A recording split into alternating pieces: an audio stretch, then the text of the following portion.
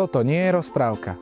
Toto je jeden z najkrajších hradov na Slovensku, kde sa natáčali svetové filmy, kde sa nachádzajú obrovské podzemné priestory a kde história šľachty na vás dýcha z každej jednej miestnosti. Vítajte na hrade Červený kameň.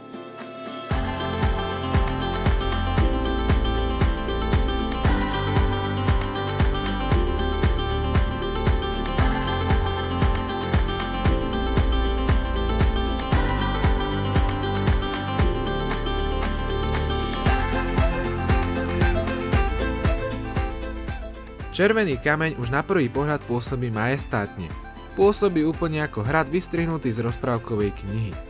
Niet divu, že patrí medzi najzachovalejšie a najnavštevovanejšie hrady na Slovensku.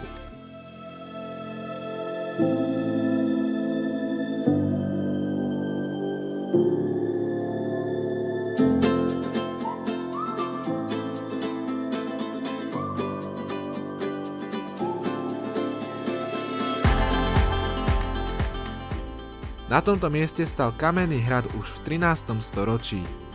Pôvodná stavba však zanikla a v 16. storočí tu vznikla mohutná pevnosť. Neskôr nový majiteľ Mikuláš Pálffy premenil pevnosť na honosný renesančný zámok. Práve vtedy vznikli reprezentačné obytné krídla, ktoré dnes obdivujeme pre ich výpravné interiéry, historický nábytok a umelecké detaily.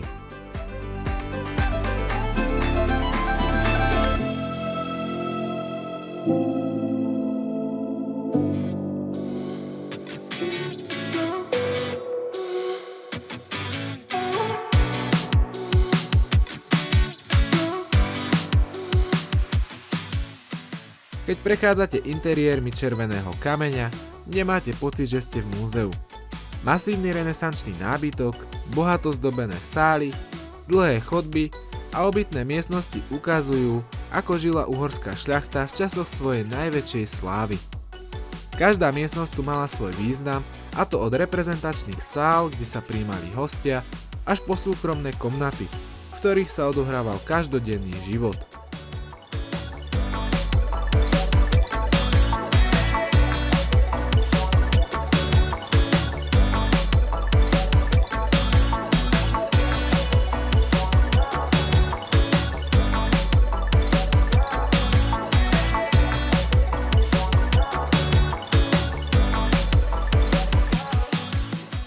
Červený kameň však nebol len krásny, alebo aj dokonale premyslený. Pod hradom sa ukrývajú rozsiahle pivničné a skladovacie priestory, obranné bašty a kazematy navrhnuté pre delostreleckú obranu. Aj napriek viacerým požiarom sa hrad zachoval vo svojej historickej podobe a dnes tu nájdete múzeum, ktoré približuje život šľachty tak, ako ho inde na Slovensku neuvidíte.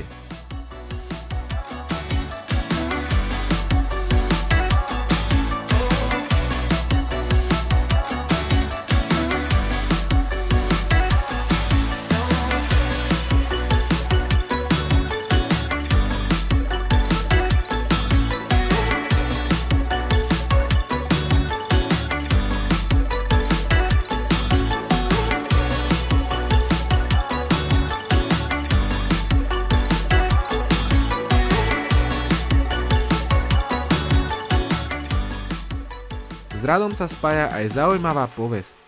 Podľa nej sa 12 mudrcov nevedelo dohodnúť, kde hrad postaviť. Keď si však víri v noci preniesli rozostávaný hrad na iný kopec, bolo rozhodnuté. A práve tam stojí Červený kameň dodnes. Hrad Červený kameň sa nachádza na západnom Slovensku, v okrese Pezinok v Bratislavskom kraji, v pohorí Malé Karpaty.